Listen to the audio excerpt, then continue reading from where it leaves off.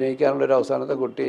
അപ്പോൾ ഒരുപാട് ആ പ്രായത്തിൽ 1.5 വയസ്സുള്ള ഒരു കുട്ടി ആ സമയത്ത് നമുക്ക് ഇങ്ങനത്തെ ഒരു കിട്ടാൻ പാടാണ്. പ്രൊഡ്യൂസർ എൻ്റെ അടുത്ത് വന്ന് വെച്ച് പറഞ്ഞു, എന്തിനാണ് നമ്മൾ പുറത്തന്വേഷിക്കുന്നത്, നമുക്കുണ്ടല്ലോ എന്ന് പറയും. എൻ്റെ മോനപ്പോൾ 1.5 വയസ്സാണ്.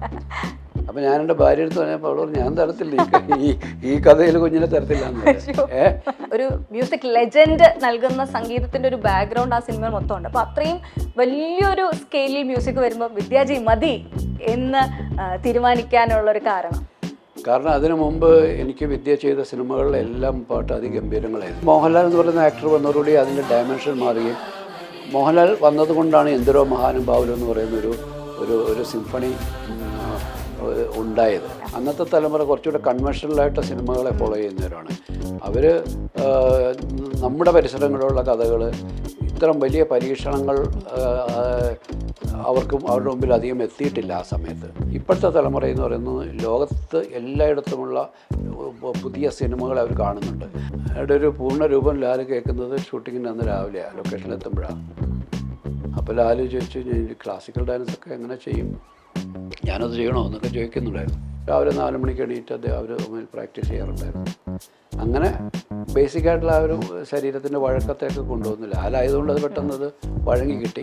ആക്ടേഴ്സിനെ സംബന്ധിച്ചോളം ഒരു ലൊക്കേഷൻ കഴിഞ്ഞ് അടുത്ത ലൊക്കേഷൻ കഴിഞ്ഞ് അവരുടെ തലയിൽ അഭിനയിക്കുന്ന ഒരു മൂമെൻറ്റ് മാത്രമേ, ആ ദിവസങ്ങൾ മാത്രമേ ഉള്ളൂ. അവർക്ക് പുതിയ നമ്മൾ ഇതും കാര്യം ഇതിൻ്റെ ഫൈനൽ റിലീസ് വരെയും ഇത് നമ്മുടെ തലയിൽ കൊണ്ട് നടക്കണം. ഹാർവിയോറ, the exclusive collection of adenium plants. ഇനി നിങ്ങളുടെ വീടിന്റെ അകത്തളങ്ങളിൽ ഹാർവിയോറ അഡീനിയം പ്ലാന്റ്സ് പുഷ്പിച്ചു നിൽക്കും. വെബ്സൈറ്റ് വഴി ഓർഡർ ചെയ്ത് കഴിഞ്ഞാൽ ഇന്ത്യയിൽ എവിടെയും ഫ്രഷ് ആയി ഞങ്ങൾ അഡീനിയം പ്ലാന്റ് നിങ്ങളുടെ വീട്ടിൽ എത്തിച്ചു തരും. കൂടുതൽ വിവരങ്ങൾക്കായി ഹാർവിയോറ വെബ്സൈറ്റ് സന്ദർശിക്കുക.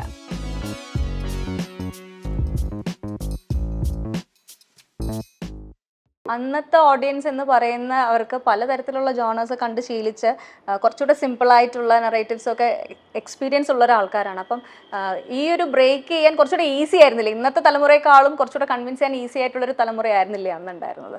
അല്ല, എനിക്ക് തോന്നുന്നത് അവർ അന്നത്തെ തലമുറ കുറച്ചുകൂടെ കൺവെൻഷണലായിട്ട് സിനിമകളെ ഫോളോ ചെയ്യുന്നവരാണ്. അവർ നമ്മുടെ പരിസരങ്ങളിലുള്ള കഥകൾ, ഇത്തരം വലിയ പരീക്ഷണങ്ങൾ അവരുടെ മുമ്പിൽ അധികം എത്തിയിട്ടില്ല ആ സമയത്ത്.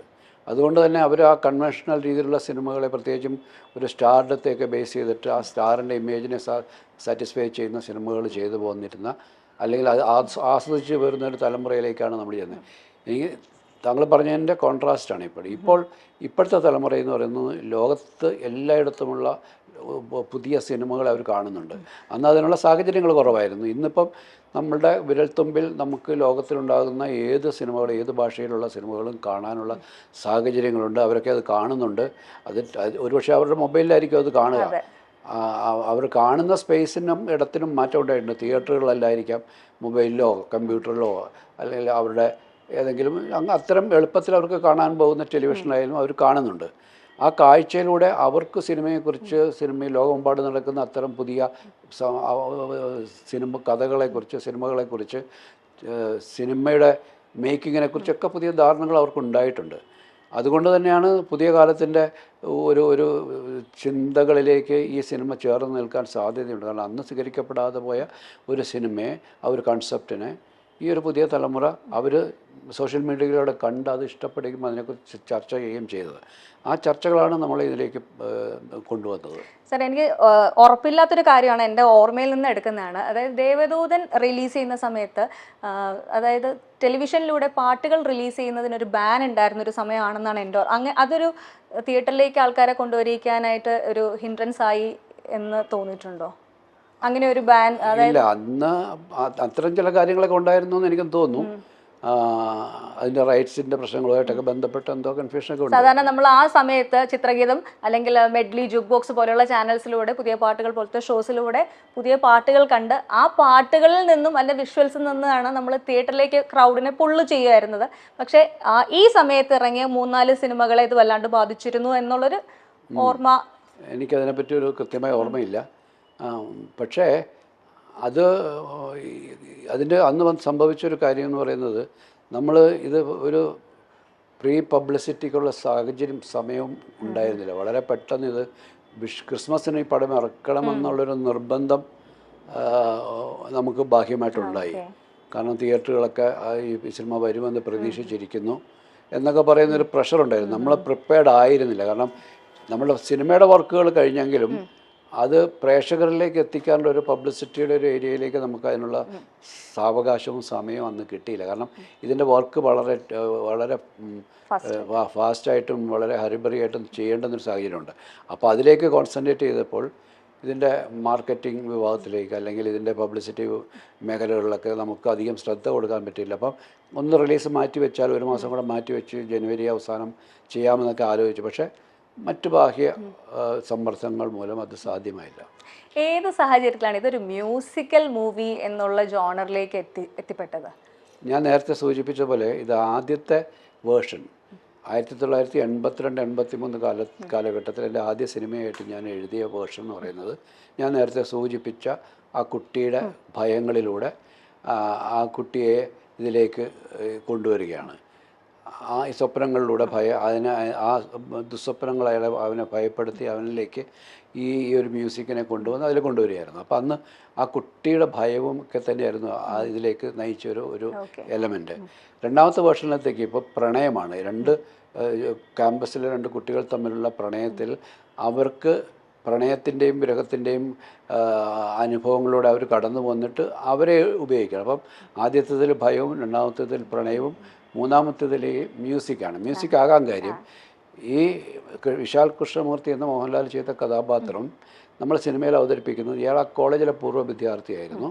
അന്ന് അയാളെ അകാരണമായിട്ട് ഈ സംഗീതവുമായിട്ട് ബന്ധപ്പെട്ട അയാളെ ഈ 7 ബെൽസ് അയാൾ വായിക്കുന്നു എന്നൊക്കെ പറയുന്ന പേരിൽ അയാൾ കോളേജിൽ നിന്ന് പുറത്താക്കപ്പെടുകയും, പക്ഷേ അതിനുശേഷം അയാളൊരു വലിയ കോളേജിൽ പഠിക്കുമ്പോഴേ അയാൾ അറിയപ്പെടുന്ന ഒരു മ്യൂസിഷ്യനായിരുന്നു, അല്ലെങ്കിൽ ഒരു മ്യൂസിക് നന്നായിട്ട് സംഗീതം അറിയാവുന്ന ഒരാളായിരുന്നു. പിന്നീട് അയാൾ പുറത്തേക്ക് വരികയും ലോകം അറിയപ്പെടുന്നൊരു സംഗീതജ്ഞനായി മാറുകയും ഒരു മ്യൂസിക്കൽ ലെജൻഡായിട്ട് മാറുകയൊക്കെ ചെയ്തു. അപ്പോൾ അതുകൊണ്ട് തന്നെ അയാളിലൂടെ ഈ ഒരു ലെജൻഡറി മ്യൂസിഷ്യനിലൂടെ ഇത് കമ്മ്യൂണിക്കേറ്റ് ചെയ്യാനുള്ള ശ്രമമാണ് നടന്നത്. അതുകൊണ്ട് മ്യൂസിക്കായി ഈ എലമെൻറ്റ്. അപ്പോൾ ഒരുപക്ഷെ ഒരു വിധത്തിൽ അത് നന്നായി. അതുകൊണ്ടാണ് മ്യൂസിക് കുറച്ചുകൂടെ മുകളിലേക്ക് അതിൻ്റെ പ്രാധാന്യം കുറച്ചുകൂടെ വർദ്ധിക്കുകയും ഈ സിനിമയെ മൊത്തമായിട്ട് മ്യൂസിക് ഇങ്ങനെ പൊതിഞ്ഞു നിൽക്കുന്ന ഒരു അവസ്ഥയിലേക്ക് എത്തിക്കുകയും ചെയ്തു. ഇതിലെ മ്യൂസിക് എന്ന് പറയുന്നത് ഇപ്പം വിദ്യാജി സാറിൻ്റെ തന്നെ സിനിമകളിൽ ഇതിന് മുന്നേ ചെയ്തിട്ടുണ്ട്. പക്ഷേ ഇതിലെ മ്യൂസിക് എന്ന് പറയുന്ന അതുവരെ നമ്മൾ കണ്ട കുറച്ച് ഡാൻസ് പാട്ടുകൾ അല്ലെങ്കിൽ മെലോഡീസ് ആയിട്ടുള്ള റൊമാൻറ്റിക് ആയിട്ടുള്ള സോങ്സിനേക്കാൾ ഉപരി ഒരു മ്യൂസിക് ലെജൻഡ് നൽകുന്ന സംഗീതത്തിൻ്റെ ഒരു ബാക്ക്ഗ്രൗണ്ട് ആ സിനിമയിൽ മൊത്തമുണ്ട്. അപ്പോൾ അത്രയും വലിയൊരു സ്കെയിലിൽ മ്യൂസിക് വരുമ്പോൾ വിദ്യാജി മതി എന്ന് തീരുമാനിക്കാനുള്ളൊരു കാരണം അതിനു മുമ്പ് എനിക്ക് വിദ്യ ചെയ്ത സിനിമകളിലെല്ലാം പാട്ട് അതിഗംഭീരങ്ങളായിരുന്നു. ഇപ്പം ഞാൻ വിദ്യയായിട്ട് ആദ്യം വർക്ക് ചെയ്യുന്നത് പ്രണയവർണ്ണങ്ങളാണ്. പ്രണയവർണ്ണങ്ങളിലെ 5 പാട്ടുകളും എക്സ്ട്രാordinary ഹിറ്റുകളായിരുന്നു. കണ്ണാടി കൂടും കൂട്ടി തുടങ്ങിയ ആരോ വിരൽ നീട്ടി, അല്ലേ, വരമഞ്ഞളാടിയ, ഒത്തിരി ഒത്തിരി സ്വപ്നങ്ങൾ എന്നൊക്കെ പറയുന്ന പോലെ അതിനകത്തെ എല്ലാ പാട്ടുകളും ഒരേപോലെ ഹിറ്റായിരുന്നു. തൊട്ടടുത്ത സിനിമ ഞങ്ങൾ ചെയ്യുന്നതും സമ്മർ ഇൻ ബദ്രഹമാണ്. അതിലെയും 5 പാട്ടുകളും എക്സ്ട്രാordinary ഹിറ്റായിരുന്നു. കൺഫ്യൂഷൻ തീർക്കണമേ, മറ്റേ ഒരു രാത്രി കൂടി, എത്രയോ ജന്മമായി, എല്ലാം ഒന്നിനൊന്ന് മികച്ച പാട്ടുകളായിരുന്നു. വീണ്ടും ഞാൻ ചെയ്തത് ഉസ്താദാണ്. അതിൽ പാട്ടുകൾക്ക് അത്ര പ്രാധാന്യമില്ലാഞ്ഞിട്ട് പോലും വിദ്യാസാഗർ മികച്ച സംഗീതം, പെണ്ണിലാക്കൊമ്പിലെ രാപ്പാടി തുടങ്ങിയ പാട്ടുകളൊക്കെ അതിനകത്ത് ചെയ്തു. അപ്പം വിദ്യ എന്ന് പറയുന്ന ഒരു മ്യൂസിഷ്യൻ്റെ എന്താണ് അദ്ദേഹത്തിൻ്റെ ഉള്ളിലുള്ള സംഗീതത്തിൻ്റെ ആഴമെന്ന് തിരിച്ചറിഞ്ഞത് കൊണ്ടാണ് ഇതിൻ്റെ ആദ്യ ചിന്തയിൽ തന്നെ ഈ പുതിയ മോഹൻലാൽ എന്ന് പറയുന്ന ആക്ടർ വരുന്ന വേർഷന് മുമ്പത്തെ വേർഷനിൽ തന്നെ അതിൻ്റെ ഈ ക്യാമ്പസ് ബാക്ക്ഗ്രൗണ്ടിൽ ഉണ്ടാക്കിയ വേർഷൻ അതിൻ്റെ ഫസ്റ്റ് റൈറ്റിംഗ് കഴിഞ്ഞപ്പോൾ തന്നെ ഞാൻ വിദ്യേനെ ഇവിടെ വരുത്തി ഞങ്ങളുടെ ഫസ്റ്റ് റൈറ്റിംഗ് ആ വേർഷൻ കാണിച്ചു കൊടുത്തു. ഫസ്റ്റ് ഡ്രാഫ്റ്റാണ് കാണിച്ചു കൊടുക്കുന്നത്. കാരണം അതിനകത്ത് മ്യൂസിക്കലായിട്ട് എന്തെങ്കിലും കോൺട്രിബ്യൂഷൻ അദ്ദേഹത്തിൻ്റെ ഭാഗത്തൂടെ സജഷൻസ് ഉണ്ടാകണമെന്ന് വിചാരിച്ചിട്ടാണ്. അപ്പോൾ തന്നെ അദ്ദേഹത്തിൻ്റെ മനസ്സിലേക്ക് സിനിമ കയറിയിരുന്നു. പിന്നീട് മോഹൻലാൽ എന്ന് പറയുന്ന ആക്ടർ വന്നതോടുകൂടി അതിൻ്റെ ഡയമെൻഷൻ മാറുകയും മോഹൻലാൽ വന്നതുകൊണ്ടാണ് എന്തരോ മഹാനുഭാവലോ എന്ന് പറയുന്ന ഒരു സിംഫണി ഉണ്ടായത്. കാരണം അതൊരു വിശ്വസംഗീതജ്ഞൻ്റെ ഒരു ലോകമെമ്പാടും അറിയപ്പെടുന്ന സംഗീതജ്ഞൻ്റെ ഒരു സംഗീതം നമ്മുടെ ഇന്ത്യൻ കർണാട്ടിക് മ്യൂസിക്കും ഒരു വെസ്റ്റേൺ മ്യൂസിക്കും തമ്മിലുള്ളൊരു ഫ്യൂഷൻ പോലെ ചെയ്യാനൊരു ചിന്തയിലേക്ക് വന്നത് അങ്ങനെയാണ്. അപ്പോൾ മോഹൻലാലിൻ്റെ വരവ് മറ്റൊരു വിധത്തിൽ ഒരുപക്ഷെ അതിൻ്റെ കൊമേഴ്ഷ്യൽ തലങ്ങളിൽ ഞങ്ങൾ നോക്കിക്കണ്ട സംശയങ്ങളെക്കും അപ്പുറത്തേക്ക് സംഗീതത്തിൻ്റെ ഒരു സാധ്യതകളെ വലിയ രീതിയിൽ സാധ്യമാക്കി തന്ന ഒരു വരവായിരുന്നു അത്. ഇന്നും കേൾക്കുമ്പോൾ കുറച്ചും കൂടെ ലൈറ്റ് ഹാർട്ടഡ് ആയിട്ട് പറയുകയാണെങ്കിൽ നമുക്ക് ആ പാട്ട് കേൾക്കുമ്പോൾ ഒരു രോമാഞ്ചമാണ് വരുന്നത്. അതിൻ്റെ മ്യൂസിക് കേൾക്കുമ്പോൾ ഞാൻ ഉൾപ്പെടെയുള്ള കുറേ ഡാൻസേഴ്സ് എത്രയോ വർഷം നമ്മൾ എന്ത് ഷോ തുടങ്ങുമ്പോൾ നമ്മുടെ രംഗപൂജ എന്ന രീതിയിൽ എന്തൊരു മഹാനുഭാവലുമാണ് ചെയ്യുന്നത്. അതുവരെയും ഈ കീർത്തനം പണ്ടുമുണ്ട്, ഷോ ഡാൻസ് ക്ലാസിക്കൽ ചെയ്യുന്നുണ്ടെങ്കിലും ഇതിനൊരു വേറൊരു തലത്തിലേക്ക് നമ്മൾ മനസ്സിലാക്കി തുടങ്ങി. അല്ലെങ്കിൽ സാധാരണ ക്ലാസിക്കൽ സംഗീതത്തിനുപരി സാധാരണ മനുഷ്യർക്ക് ഇത് എൻജോയ് ചെയ്യാൻ പറ്റുന്ന രീതിയിൽ എല്ലാവർക്കും മനസ്സിലാവുന്ന ഒരു ലാംഗ്വേജിലേക്ക് എത്തിയത് വിദ്യാജി തന്ന നമ്മുടെ ഈ സിനിമയിലൂടെയുള്ള ആ ഒരു കോൺട്രിബ്യൂഷനാണ്. അപ്പം ഒരു നല്ല വളരെ പൊട്ടൻഷ്യലുള്ളൊരു സംവിധായകൻ ഒരു സിനിമ ചെയ്ത് കഴിഞ്ഞാൽ തന്നെ ആ സിനിമ ചെയ്യാൻ തന്നെ ചിലപ്പോൾ 2-3 വർഷം എടുത്തിട്ടൊക്കെ ആയിരിക്കും റിലീസ് ചെയ്യാൻ പറ്റുക. അത് അടുത്ത സിനിമയിലേക്ക് പോകുമ്പോൾ കുറച്ചും കൂടെ സമയമെടുക്കും. പക്ഷേ എനിക്ക് തോന്നുന്നു സാറിൻ്റെയൊക്കെ കാലഘട്ടത്തിൽ എല്ലാവരും ഒരു സിനിമ കഴിഞ്ഞ് അടുത്തടുത്ത് ഫാസ്റ്റായിട്ട് സിനിമകൾ ചെയ്യുന്നതുകൊണ്ട് തന്നെ കുറച്ചും കൂടെ നല്ല എക്സ്പീരിയൻസ് ഉണ്ടാവാനും ഫാസ്റ്റായിട്ട് കാര്യങ്ങൾ മൂവ് ചെയ്യാനും അത് നിങ്ങളുടെ കരിയർ ഇത്രയും നല്ല സ്ട്രോങ് ആയിട്ടുള്ള ഒരു അടിത്തറ ഉണ്ടാക്കിയതാണ്. അങ്ങനെ ഫാസ്റ്റായിട്ട് സിനിമകൾ ചെയ്തതുകൊണ്ടാണെന്ന് തോന്നിയിട്ടുണ്ടോ? ഫാസ്റ്റായിട്ട് സിനിമകൾ ചെയ്തുകൊണ്ടല്ല, നമ്മൾ ചെയ്യുന്നതിൽ നമ്മൾ പൂർണ്ണമായിട്ടും അതിൻ്റെ സമർപ്പിച്ച് ചെയ്യുന്നത് കൊണ്ട് തന്നെയാണ്. നമ്മൾ വളരെ സീരിയസ് ആയിട്ട് തന്നെ അപ്രോച്ച് ചെയ്യുന്നത്, അല്ലാതെ ഒരു തമാശക്കളി ഇതിനകത്തില്ല. അങ്ങനെ ചെയ്യാൻ പറ്റത്തില്ല. കാരണം നമ്മൾ ചെയ്യുന്നത് ഒരു വളരെ ക്രിയേറ്റീവായിട്ടുള്ളൊരു കമ്മിറ്റഡ് ആയിട്ടുള്ളൊരു സാധനമാണ് ചെയ്യുന്നതെന്നുള്ളതുകൊണ്ടാണ്. നമ്മൾ ബാക്ക് ടു സിനിമകൾ ചെയ്താലും നമ്മളുടെ പൂർണ്ണമായ ഞാൻ പറഞ്ഞില്ല, ഈ 2 പടങ്ങളും 2 ജോണറിൽ നിൽക്കുന്ന 2 പടങ്ങൾ ഒരേ സമയത്ത് എൻ്റെ തലയിൽ കൂടെ പോകുന്നുണ്ട്. പക്ഷെ ഞാൻ അതിനകത്ത് എന്നെ തന്നെ എന്താണ് പൂർണ്ണമായിട്ടും നമ്മൾ അതിനകത്ത് ഇൻവോൾവ് ആയിട്ട് ചെയ്യുമ്പോഴത്തേക്ക് അത് പ്രശ്നമില്ല. സദൈവം ഇതുമായിട്ട് സാന്ത്വനമായിട്ട് 2 ലെവലിൽ നിൽക്കുന്ന സിനിമ. അത് കഴിഞ്ഞ് തീരുന്നതിന് മുമ്പ് വീണ്ടും വേറെ സാധനത്തിലേക്ക് എത്തിരിക്കും. ആക്ടേഴ്സിനെ സംബന്ധിച്ചോളം ഒരു ലൊക്കേഷൻ കഴിഞ്ഞ് അടുത്ത ലൊക്കേഷൻ കഴിഞ്ഞ് അവരുടെ തലയിൽ അഭിനയിക്കുന്ന ഒരു മോമെൻറ്റ് മാത്രമേ, ആ ദിവസങ്ങൾ മാത്രമേ ഉള്ളൂ. അവർക്ക് പുതിയ നമ്മൾ ഇതും കാര്യം ഇതിൻ്റെ ഫൈനൽ റിലീസ് വരെയും ഇത് നമ്മുടെ തലയിൽ കൊണ്ട് നടക്കണം. ഇപ്പോൾ 2 സിനിമകളൊക്കെ ഒരേ സമയത്ത് കൊണ്ട് നടക്കുക എന്ന് പറയുന്നതിൻ്റെ സ്ട്രെയിനുണ്ട്. പക്ഷേ അതൊന്നും നമ്മൾ എൻജോയ് ചെയ്യുന്നതുകൊണ്ട് അതിനകത്തൊന്നും ബോറടി ഇല്ല. നമ്മൾ ആസ്വദിച്ച് തന്നെയാണ് ചെയ്യുന്നത്. അപ്പം അതൊരു ഈ പറയുന്ന പോലെ ഒരുപക്ഷെ ഈ നമ്മളെ കൂടുതൽ കരുത്തുറ്റവരാക്കി തീർക്കും, കൂടുതൽ നല്ല ഫിലിം മേക്കേഴ്സാക്കി തീർക്കാം. ഇപ്പോൾ കമലദളത്തിൻ്റെ കാര്യം പറഞ്ഞു സാർ. അപ്പം കഴിഞ്ഞ ദിവസം ശ്രീദേവി ഉണ്ണി മാം ഞങ്ങളുടെ ഗസ്റ്റായിട്ട് വന്നിട്ടുണ്ടായിരുന്നു. അപ്പോൾ ഇതിൽ മുൻഷി ചേച്ചിയുടെ കാര്യമൊക്കെ പറഞ്ഞു. അപ്പം കമലദളത്തിലെ വേഷം ചെയ്തപ്പോൾ പുള്ളിക്കാരത്തി ഭയങ്കര സാറ്റിസ്ഫൈഡ് ആയിരുന്നു. സാർ ഡാൻസർ ആദ്യമായിട്ടാണ് ഡാൻസർ വേഷം ചെയ്യാൻ അവസരം കിട്ടിയത് എന്ന് എൻ്റെ ഇൻ്റർവ്യൂവിൽ തന്നെ മെൻഷൻ ചെയ്ത് പോയിട്ടുണ്ടായിരുന്നു. അപ്പോൾ സാർ ഇതേപോലെ മുൻഷി ചേച്ചി അഭിനയിച്ച് കഴിഞ്ഞിട്ട് പറഞ്ഞൊരു കാര്യത്തെ പറ്റി പറഞ്ഞു കേട്ടിട്ടുണ്ട്. സോ ഇപ്പോൾ അത് ഓർക്കുമ്പോൾ എന്ത് ഫീൽ ചെയ്യുന്നു സാർ? അതെ, കമലദളത്തിൻ്റെ 100-ാം ദിവസമോ 150-ാം ദിവസമോ മറ്റോ ചെന്നൈയിൽ വെച്ചൊരു ആഘോഷം നടക്കുമ്പോഴാണ് മോണിഷ ആ ഫംഗ്ഷൻ്റെ ഇടയ്ക്ക് വെച്ച് ഓടി വന്നിട്ട് എൻ്റെ അടുത്ത് വെച്ച് പറഞ്ഞു, അങ്കിൾ എൻ്റെ ആഗ്രഹങ്ങളെല്ലാം പൂർത്തിയായി. ഈ സിനിമയിൽ ഞാൻ ചെയ്യാത്ത ഒരു ഡാൻസ് ഫോമും ഇല്ല. I am completely satisfied. ഇനി എനിക്കൊന്നും ചെയ്യാനില്ല. അതാണ് പൂർണ്ണമായ ഒരു സാറ്റിസ്ഫാക്ഷൻ കിട്ടിക്കഴിഞ്ഞു. ഇനി എനിക്കൊന്നും ചെയ്യാനില്ല എന്ന് പറഞ്ഞു പോയി. പക്ഷെ ആ വാക്കുകൾ അറം പറ്റിയ പോലെ ആയിപ്പോയി. അമ്മ പറഞ്ഞത് അത് തന്നെയാണ്. നമ്മൾ ഒരിക്കലും അങ്ങനെ നമുക്കൊരു തൃപ്തി വരാൻ പാടില്ല. നമ്മുടെ ജീവിതത്തിൽ ഇനിയും ചെയ്യണം എന്നുള്ള ആഗ്രഹം വേണം. നമ്മളെല്ലാം കംപ്ലീറ്റ് ചെയ്തു എന്നുള്ള ഫീൽ വരുമ്പോൾ നമുക്കത് നെഗറ്റീവായിട്ടുള്ളൊരു മാനിഫെസ്റ്റേഷനിലേക്ക് പോകും എന്നുള്ള അത് പോട്ടെ, ആ വിഷയം കഴിയട്ടെ. കമലദളം എന്ന സിനിമ ലാലേട്ടൻ്റെ ആസ് എ ക്ലാസിക്കൽ ഡാൻസർ ലാലേട്ടനെ കൊണ്ട് പ്ലേസ് ചെയ്യാൻ പറ്റും എന്നുള്ള സാറിനൊരു കോൺഫിഡൻസ് ഇല്ല. അദ്ദേഹം ഡാൻസ് ചെയ്യും, പക്ഷേ ക്ലാസിക്കൽ ഡാൻസ് പെർഫോം ചെയ്യിക്കുക എന്ന് പറയുന്നത് പഠിച്ചിട്ടില്ലാത്ത ഒരാളെ കൊണ്ട് ചെയ്യിപ്പിക്കുക എന്ന് പറയുന്നത് അത്ര ബുദ്ധിമുട്ടുള്ളൊരു കാര്യമാണ്. എങ്ങനെയാണ് സാർ അത്? അതേ, ആ കഥ വന്നു കഴിഞ്ഞാൽ കഥയുടെ ലാലിൻ്റെ കഥ എന്താണെന്ന് അറിയത്തില്ല. കാരണം സ്വന്തം പ്രൊഡക്ഷൻ ആണെങ്കിലും ഞങ്ങൾ ലാസ്റ്റ് മിനിറ്റാണ് ആ കഥ ഉണ്ടാക്കുന്നത്. അപ്പോൾ ആ കഥയുടെ ഒരു പൂർണ്ണ രൂപം ലാൽ കേൾക്കുന്നത് ഷൂട്ടിങ്ങിൻ്റെ അന്ന് രാവിലെയാണ്, ലൊക്കേഷനിൽ എത്തുമ്പോഴാണ്.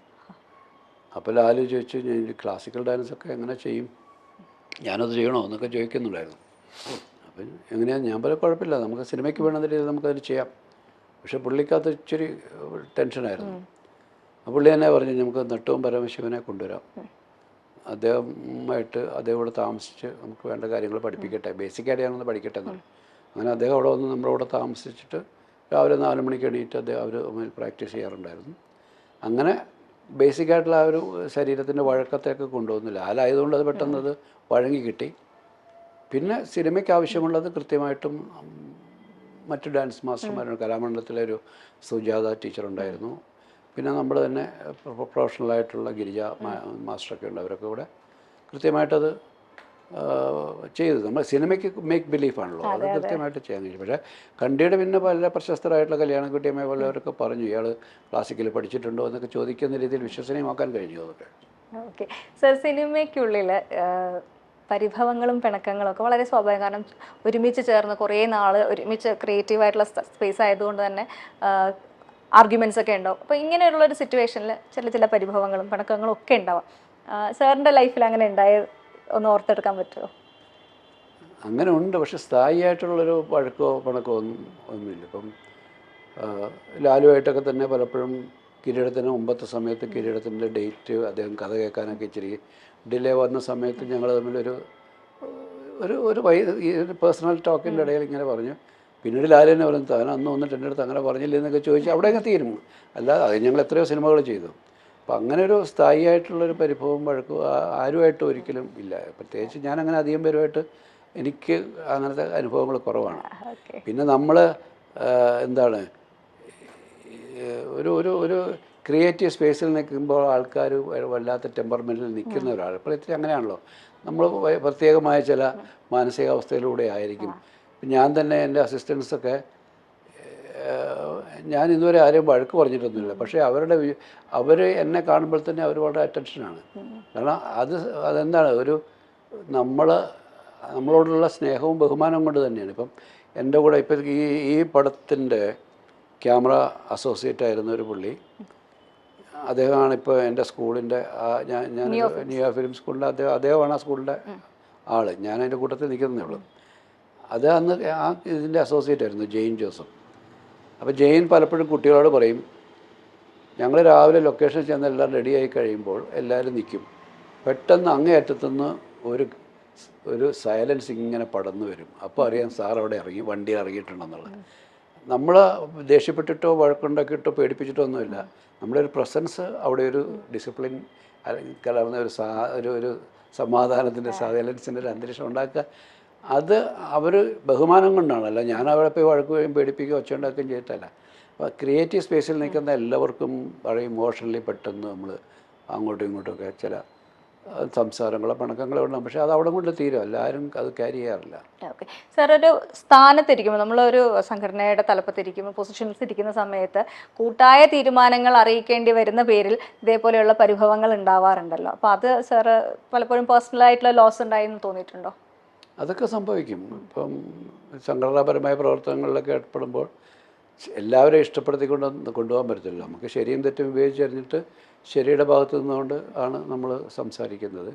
അപ്പോൾ എന്ത് പറഞ്ഞാലും രണ്ട് പക്ഷം ഉണ്ട് എന്ന് പറയുന്ന പോലെ അവിടെ ഉണ്ടാവും. പക്ഷേ നമുക്ക് ശരിയെന്ന് തോന്നുന്ന കാര്യങ്ങൾ പറയുകയും ചെയ്യുകയും എക്സിക്യൂട്ട് ചെയ്യുകയും ചെയ്യുക എന്നുള്ളതാണ് നമ്മൾ അങ്ങനെ സ്ഥാനത്തിരിക്കുമ്പോൾ ചെയ്യേണ്ട ഒരു ഉത്തരവാദിത്വം. ഓക്കെ സാർ, ഇങ്ങനെ ഒരു സംഘടന ഉണ്ടായതിനു ശേഷം, അതായത് പല മേഖലയിൽ പല തരത്തിലുള്ള ടെക്നീഷ്യൻസും ആർട്ടിസ്റ്റുകളും ഒക്കെ വർക്ക് ചെയ്യുന്ന സ്ഥലത്ത് സംഘടനകൾ ഉണ്ടായതിനു ശേഷം ഉണ്ടായ ഒരു ഡിസിപ്ലിൻ അല്ലെങ്കിൽ നല്ല മാറ്റങ്ങൾ എന്തൊക്കെയായിട്ടാണ് സാറിന് തോന്നുന്നത്?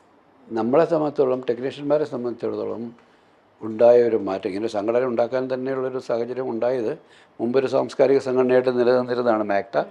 പക്ഷേ ഫെഫ്ക എന്ന് പറയുന്നൊരു തൊഴിലാളി യൂണിയനായി മാറാനുള്ള കാരണം പലപ്പോഴും ജോലി ചെയ്യുന്നവർക്ക് സമയകൃത്യതയില്ല, സമയത്തെക്കുറിച്ചൊരു ധാരണയില്ല. അങ്ങനെ രാവിലെ തുടങ്ങി എപ്പോൾ വരെ പോയാലും ഒരേ ശമ്പളം കിട്ടുക ഈ ഡെയിലി വേജസുകാർക്ക്. പിന്നെ റെമ്യൂണറേഷൻ ഒന്നും പറയുന്ന പോലെ തിരിച്ച് കിട്ടാതിരിക്കുക, എഗ്രിമെൻറ്റ്സ് ഇല്ലാതിരിക്കുക. അപ്പോൾ പലപ്പോഴും പടം കഴിയുമ്പോൾ പ്രൊഡ്യൂസറുടെ പൈസ ഇല്ല വരുമ്പോഴത്തേക്കും അത് കൊടുക്കാൻ പറ്റാത്തൊരു സാഹചര്യം ഉണ്ടാകുക. അങ്ങനെ സിസ്റ്റമാറ്റിക് ആയിട്ടുള്ളൊരു കാര്യങ്ങളില്ല. പലപ്പോഴും ഇത്തരത്തിലുള്ള ഡിസ്പ്യൂട്ട്സുകൾ നമ്മുടെ മുമ്പിൽ വരാൻ തുടങ്ങി. മാക്ടയിലായിരുന്ന സമയത്ത് ഇത്തരം ഡിസ്പ്യൂട്ട്സൊക്കെ വരുമ്പോൾ നമ്മളതൊരു സാംസ്കാരിക സംഘടന ആയിരുന്നത് കൊണ്ട് ഇത്തരം ഡിസ്പ്യൂട്ട്സിനെ നമുക്ക് ടേക്കപ്പ് ചെയ്യാൻ കഴിയാതെ വന്നു.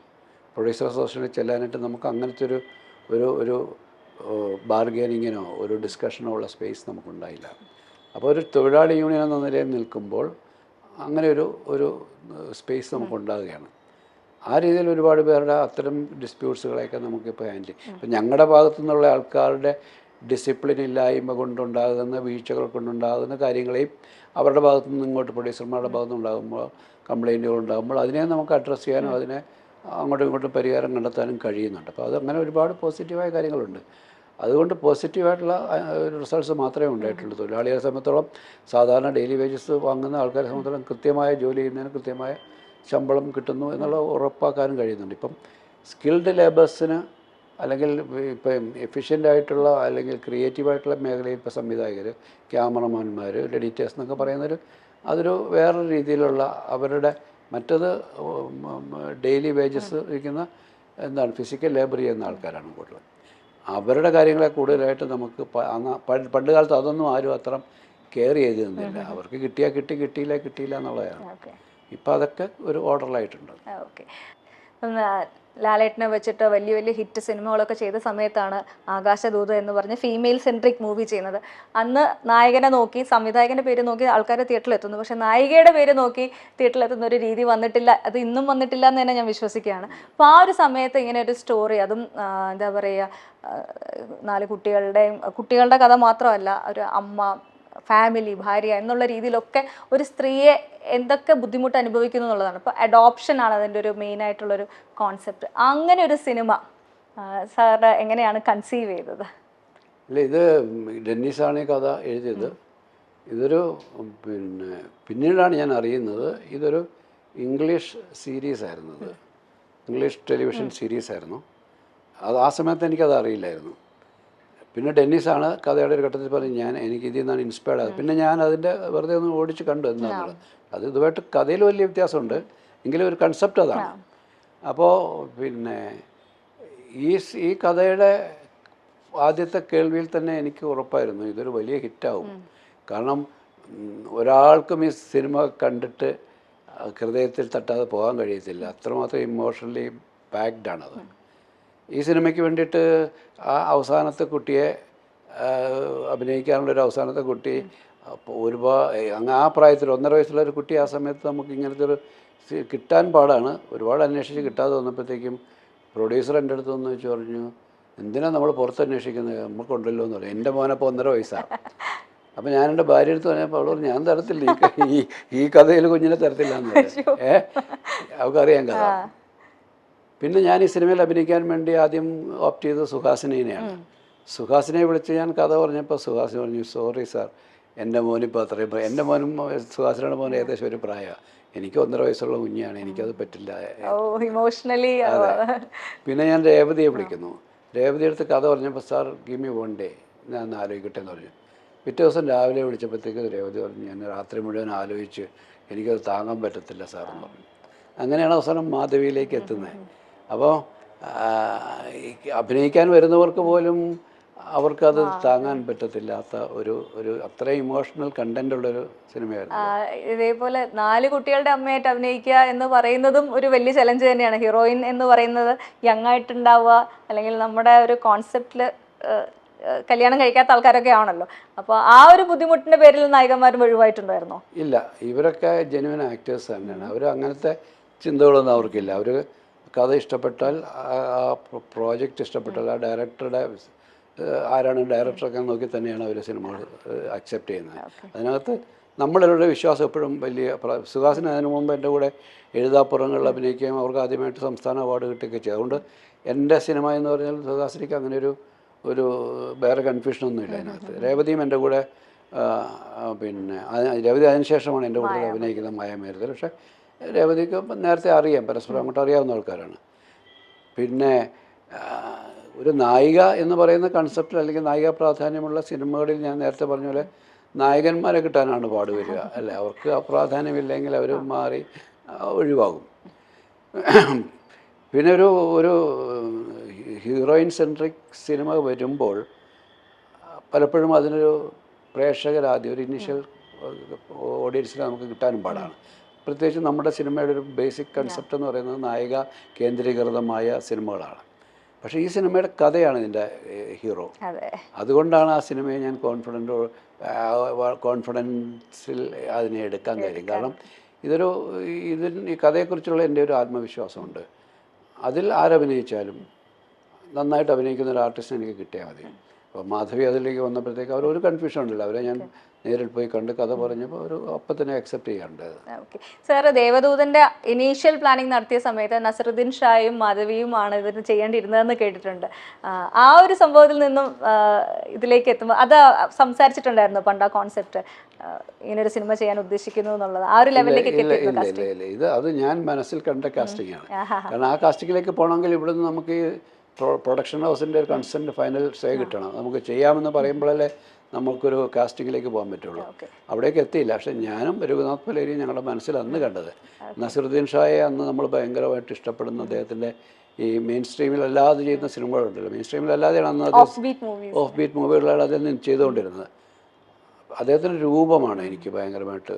പിന്നെ മാധവി ആ സമയത്ത് ഇവിടെ വലിയ രീതിയിൽ ഇങ്ങനെ നമുക്ക് കയറി വന്ന് ഭയങ്കര ഓർമ്മയ്ക്കായി പോലെയൊക്കെയുള്ള സിനിമകൾ ചെയ്ത് വളരെ എന്താണ് ഒരു ലൈം ലൈറ്റിൽ നിൽക്കുന്നൊരു സമയമാണ്. ഈ ഒരു ആകാശദൂതില് മേക്കപ്പിന്റെ പ്രശ്നം കൊണ്ട് തന്നെ അവാർഡ് നിഷേധിക്കപ്പെട്ടു എന്ന് കേട്ടിട്ടുണ്ട്. അതിൽ സത്യം? തീർച്ചയായിട്ടും അതാണ്. കാരണം മാധവിയുടെ ഫസ്റ്റ് ഹാഫിലൊക്കെ അവർ ഓവറായിട്ട് മേക്കപ്പ് ഇടുമായിരുന്നു. ഞാൻ അവരോട് പറയും, അപ്പോൾ അവർ പറയുന്നു സാർ സെക്കൻഡ് ഹാഫിൽ ഞാൻ മേക്കപ്പ് ഇല്ലല്ലോ. സെക്കൻഡ് ഹാഫ് മേക്കപ്പ് ഇല്ല, അവർക്ക് മേക്കപ്പേ ഇല്ല. അവരുടെ ഇവിടെയൊക്കെ ഒന്ന് കരുവാളിച്ച് രോഗിയായ ശേഷമുള്ള.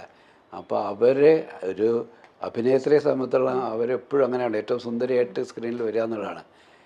അപ്പോൾ ഞാൻ പല പ്രാവശ്യം പറഞ്ഞപ്പോഴായിരുന്നു സാർ പ്ലീസ് ഇത് മാത്രമേ എനിക്കൊന്ന് ചെയ്തു തരൂ, പിന്നെ ഞാൻ വേറെ ഇല്ല സെക്കൻഡ് ഹാഫ് ഞാൻ ഒന്നും ചെയ്യത്തില്ല, മേക്കപ്പ് തൊടുകയില്ല എന്ന് പറഞ്ഞ് അങ്ങനെ. പക്ഷേ അവരത്രയും ത്യാഗം ചെയ്ത് ആ സിനിമ ചെയ്യാൻ വരുമ്പോൾ, പ്രത്യേകിച്ച് രാവിലെ എണീറ്റ് വെക്കുമ്പോൾ തന്നെ ഇവിടെ മസ്കാരയൊക്കെ ഇട്ടുള്ള അവസ്ഥ കണ്ടിട്ട് ഞാൻ പിന്നീട് അവരടുത്ത് പറഞ്ഞു എനിക്ക് നാഷണൽ അവാർഡ് മിസ്സായത് ഒറ്റ കാര്യമാണ്, ഞാൻ പറഞ്ഞത് കേൾക്കാത്തോണ്ടാന്ന് പറഞ്ഞു. സാർ, ഈ അവാർഡ്സ് സാറിൻ്റെ സിനിമകളിലുള്ള ഒരുപാട് ക്യാരക്ടേഴ്സ് അവാർഡ് ഡിസേർവിംഗ് ആയിട്ട് അവാർഡ് വിന്നിങ് പെർഫോമൻസ് എന്ന് ഇന്നും പറയുന്നു. എന്നാൽ ചില സിനിമകളിൽ ഇപ്പം ഫോർ എക്സാമ്പിൾ സതയം പോലത്തെ സിനിമകൾക്ക് ലാലേട്ടന് കിട്ടിയില്ല, അവാർഡ് കിട്ടിയില്ല എന്ന് പറയുന്നത് ഭയങ്കര ഒരു വിഷമമുള്ളൊരു കാര്യമാണ്. എന്താണ് തോന്നിയിട്ടുള്ളത്? സാർ അവാർഡ് പ്രതീക്ഷിച്ചിട്ടുണ്ട്? ചില നായകന്മാരെ നമ്മൾ ഷൂട്ട് ചെയ്യുന്ന സമയത്ത് തന്നെ ഈ പെർഫോമൻസ് കാണുമ്പോൾ this is award winning performance എന്ന് സാറിന് ഫീൽ ചെയ്യാറുണ്ടോ? മിക്കവാറും ഇപ്പോൾ തനിയാവർത്തനത്തിൽ മമ്മൂട്ടിക്ക് കിട്ടിയില്ലല്ലോ, ബെസ്റ്റ് ആക്ടർ കൊടുക്കാവുന്ന അവാർഡല്ലേ. അതുവരെ മമ്മൂട്ടി ചെയ്തു പോരുന്ന സിനിമകളിൽ നിന്ന് പെട്ടെന്ന് മാറി നിൽക്കുന്ന ഒരു സിനിമയാണല്ലോ ചെയ്തത്, പക്ഷെ അതിന് കിട്ടിയില്ല. പിന്നെ ലാലിന് തന്നെ കിരീടത്തിൽ പിന്നെ എന്താണ് നാഷണൽ അവാർഡ് കിട്ടിയത് സ്പെഷ്യൽ മെൻഷനാണ്, ബെസ്റ്റ് ആക്ടറല്ല, മെൻഷൻ സ്പെഷ്യൽ ജൂറി മെൻഷൻ മാത്രമേ ഉണ്ടായിരുന്നുള്ളൂ. ഭരതത്തിന് കിട്ടിയപ്പോൾ ഉള്ളടക്കം ഭരതം ഇങ്ങനെ 2-3 പടങ്ങൾ ചേർത്താണ്. നാഷണൽ അവാർഡ് പോയപ്പോഴാണ് ഭരതം മാത്രമായത്. പിന്നെ ദശരഥം അന്ന് മെൻഷൻ ചെയ്തിട്ടേ ഇല്ല, 2 ഒരേ വർഷമാണ്. ദശരഥം ഇവിടെ സ്റ്റേറ്റ് അവാർഡിന് മെൻഷൻ ചെയ്യപ്പെട്ടില്ല. അതും നാഷണൽ അവാർഡ് കിട്ടാവുന്ന നാഷണൽ അവാർഡ് കൂടെ മെൻഷൻ ചെയ്യപ്പെടേണ്ട സിനിമയായിരുന്നു. സതയം അതേ അവസ്ഥ തന്നെയാണ് സതയത്തിനുണ്ടായത്. അപ്പം ഒരുപാട് പടങ്ങൾക്ക് ഇപ്പം എനിക്ക് തന്നെ സംസ്ഥാന അവാർഡ് മികച്ച സംവിധായകനുള്ള സംസ്ഥാന അവാർഡ് കിട്ടുന്നത് 2003 എൻ്റെ വീട് അപ്പൂൻ്റെയും സിനിമ ചെയ്യുമ്പോഴാണ്. അപ്പോൾ അന്ന് പലരും എന്നെ കാണാൻ വന്ന മീഡിയയൊക്കെ ചെയ്യുന്നത് എത്രാമത്തെ ബെസ്റ്റ് ഡയറക്ടർ അവാർഡാണെന്നാണ് ചോദിക്കുന്നത്. ഞാൻ പറഞ്ഞു ഇതാണ് ആദ്യത്തെ. അപ്പോൾ ഭരതത്തിന് കിട്ടിയില്ലേ, കിരീടത്തിന് കിട്ടിയില്ലേ, തനിയാവർത്തന് കിട്ടിയില്ലെന്നൊക്കെ ആൾക്കാർ ചോദിക്കണം. അവരുടെ മനസ്സിലതുണ്ടല്ലോ, അതാണ് എനിക്ക് കിട്ടുന്ന അവാർഡ്. അത് തന്നെയാണ് അവരുടെ മനസ്സിൽ. ആ ഒരു അവാർഡ് എനിക്ക് കിട്ടിയെന്ന് അവരുടെ ചിന്തയിൽ അങ്ങനെ ഉണ്ടെങ്കിൽ അതും വലിയ അവാർഡ് തന്നെയാണല്ലോ. മറ്റൊരു ജൂറിയുടെ മുമ്പിൽ ഇരുന്ന് തീരുമാനിക്കപ്പെടുന്ന അവാർഡ് എന്നെക്കാളും വലുതാണ്. ഒരു വലിയ സമൂഹം പ്രേക്ഷകർ ഞാൻ അതിന് യോഗ്യനായിരുന്നു എന്നും ചിന്തിക്കുന്നത്. അങ്ങനെയാണ് ഈ ലാലിൻ്റെ കാര്യത്തിലായാലും മറ്റു പലരുടെ കാര്യത്തിലും സംഭവിക്കുന്നത്. ഇനി ഒരുപാട് നല്ല സിനിമകൾ നമുക്ക് തരിക, സാറിൻ്റെ സിനിമകൾ കാണാൻ ഞങ്ങൾ കാത്തിരിക്കുന്നു. Thank you.